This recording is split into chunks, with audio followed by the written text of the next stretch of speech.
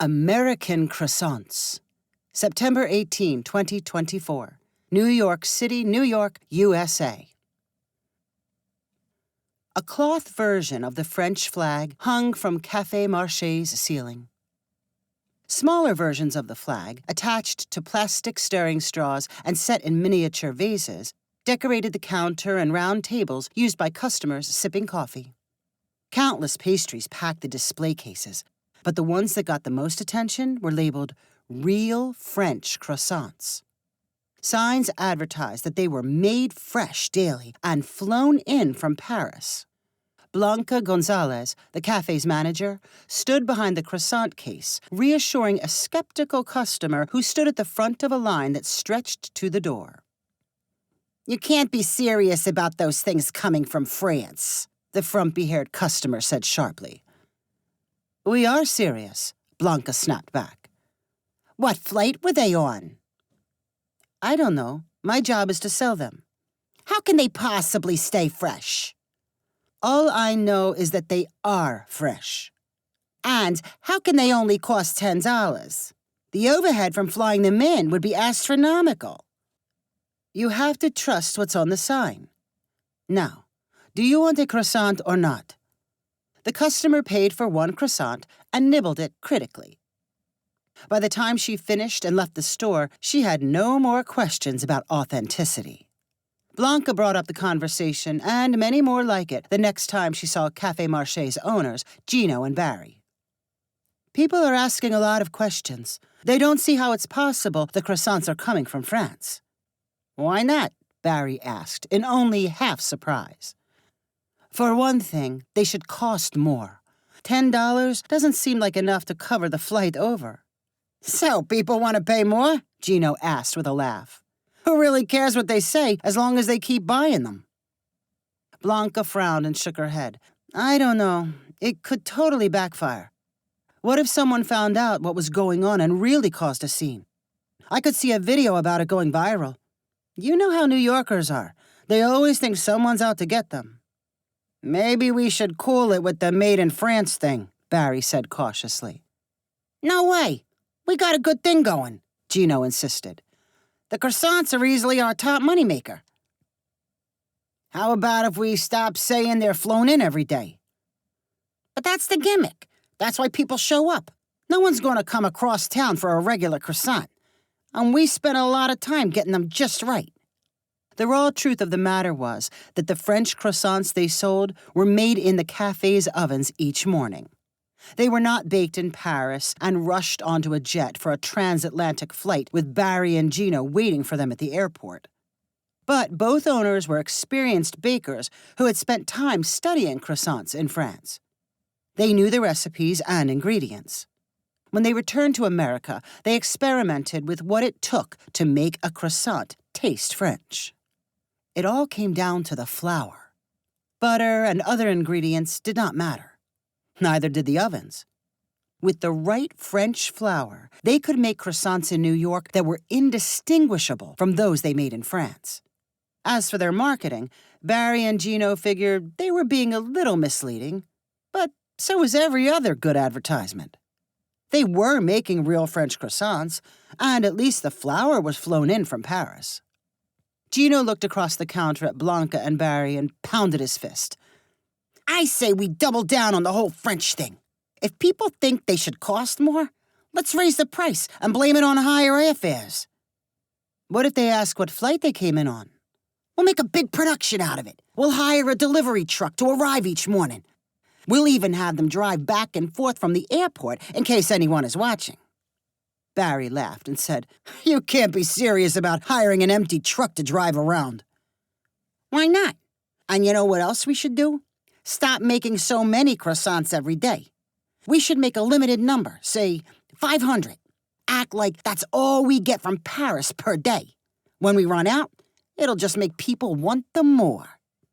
Barry nodded his head and said, "That's not a bad idea."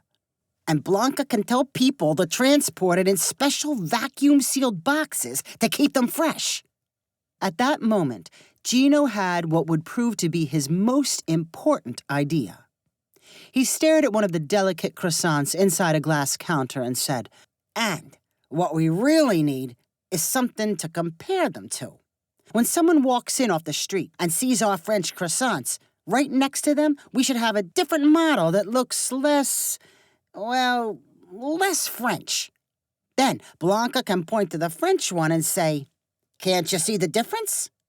Barry laughed again and imitated a customer gawking at the glass case. "Yes, I see. The French one looks so much better. Take my money. Take as much money as I have."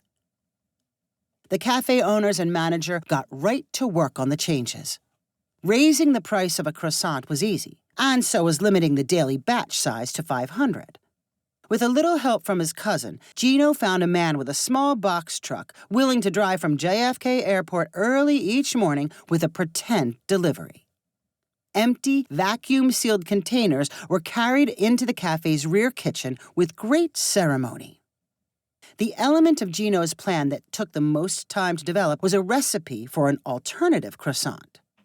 The owners spent nights in the kitchen perfecting what they called the American croissant. They put sugar in the dough to make it sweeter. They altered the baking time so the American version turned out less flaky and chewier. And the new pastry was larger and easier to spread with butter and jam.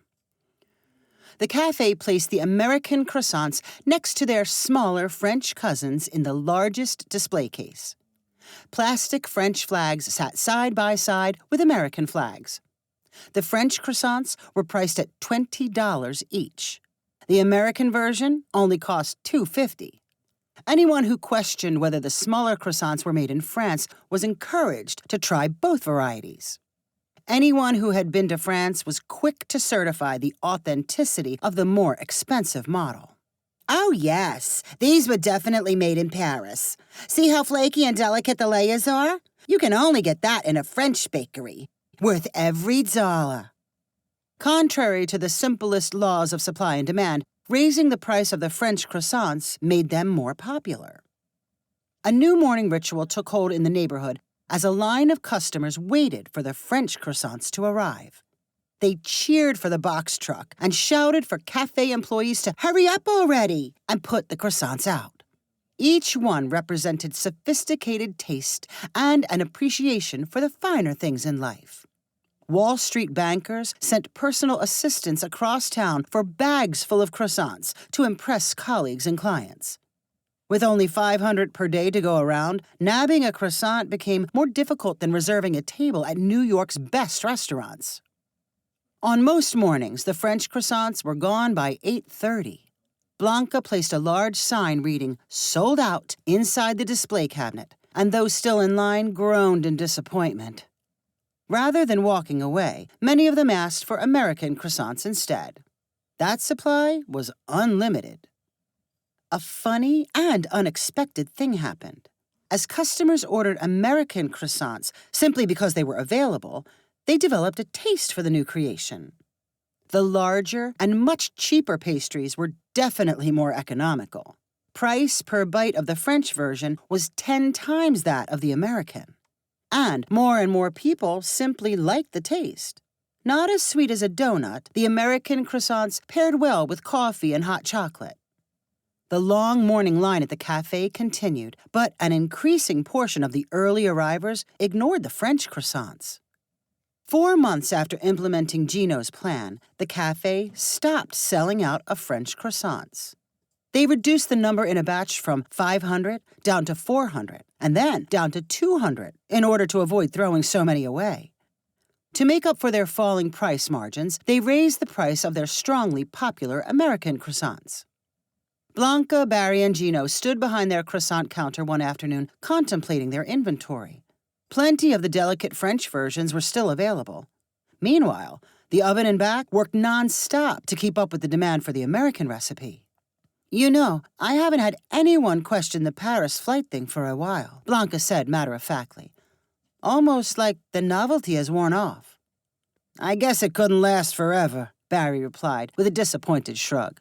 "Kind of like fashion. People change what they want to eat, the same way they change what they want to wear." "I don't know. We seem to be doing fine with the American croissants," Gino added. "We're selling more of those than ever." Blanca nodded in agreement. Very strong. I don't see that changing anytime soon. Gino grinned. I did not see that coming. We created a monster almost by accident. Someday soon, a store in France will put up a sign advertising American croissants. Barry was quick to add, and they'll claim they were made in New York and flown in every morning. If you enjoyed this story, please rank it on the website 500ironicstories.com. Please subscribe on the website to get weekly updates as new stories are posted. And please share with friends using the convenient links available.